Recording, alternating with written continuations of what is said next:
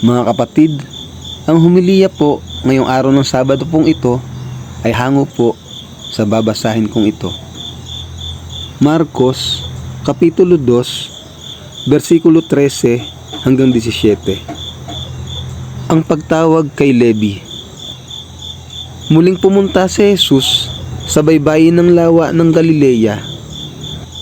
Sinundan siya roon ng napakaraming tao at sila'y kanyang tinuruan. Pagkatapos nito, nagpatuloy si Jesus sa kanyang paglalakad at nakita niyang nakaupo sa paningilan ng buwis si Levi na anak ni Alpeo. Sinabi sa kanya ni Jesus, "Sumunod ka sa akin." Tumayo naman si Levi at sumunod nga sa kanya. Nang si Jesus at ang kanyang mga alagad ay kumakain sa bahay ni Levi, kasalo nilang kumakain ang mga maniningil ng buwis at ang mga makasalanang sumunod sa kanya.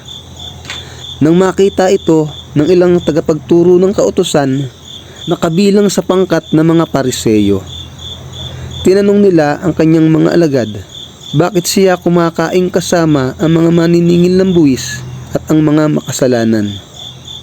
Narinig ito ni Jesus, kaya't siya ang sumagot, "Hindi nangangailangan ng manggagamot ang walang sakit, kundi ang may sakit. Naparito ako upang tawagin ang mga makasalanan, hindi ang mga matuwid." Ang mabuting balita ng Panginoon. Pinupuri ka namin, Panginoong Hesukristo.